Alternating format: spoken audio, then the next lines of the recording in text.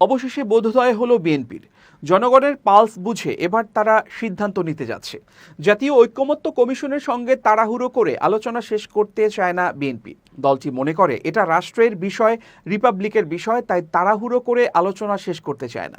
মঙ্গলবার জাতীয় সংসদ ভবনের এলডি হলে জাতীয় ঐকমত্য কমিশনের সঙ্গে তৃতীয় দিনের মতো বিএনপির প্রতিনিধি দলের বৈঠকে দলটির স্থায়ী কমিটির সদস্য ও প্রতিনিধি দলের প্রধান সালাউদ্দিন আহমেদ সূচনা বক্তব্যে এসব কথা বলেন। সালাউদ্দিন আহমেদ বলেন, আমরা আলোচনাটি দ্রুততার সঙ্গে চাচ্ছি না, এই জন্য যে এটা রাষ্ট্রের বিষয়, রিপাবলিকের বিষয়, এটা সংবিধানের বিষয়, তাড়াহুড়োর কোনো বিষয় নয়। যে সমস্ত সিদ্ধান্ত জাতীয় ঐকমত্য কমিশনে গৃহীত হলে বৃহত্তর কনসাস সৃষ্টি করতে পারব, যা জাতীয় জীবনে মহান ভূমিকা রাখবে। সুতরাং একটু সময় বেশি নিলেও বিস্তারিত রিপোর্টের উপর বিস্তারিত আলোচনা করছি। স্প্রেডশিট নিয়ে আলোচনা হয়নি উল্লেখ করে তিনি আরও বলেন, জাতীয় ঐকমত্য কমিশনের প্রদত্ত স্প্রেডশিট নিয়ে আমরা আলোচনা করি নাই।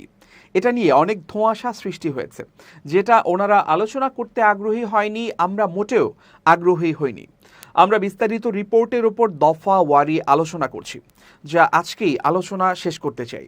বিএনপি বিচার বিভাগের সম্পূর্ণ স্বাধীনতা বিশ্বাসী উল্লেখ করে তিনি আরও বলেন, সুপ্রিম কোর্টের একটা সচিবালয় গঠন করার জন্য সুপারিশ করা হয়েছিল, এটা সহ বিচার বিভাগের সম্পূর্ণ স্বাধীনতায় আমরা অঙ্গীকারাবদ্ধ।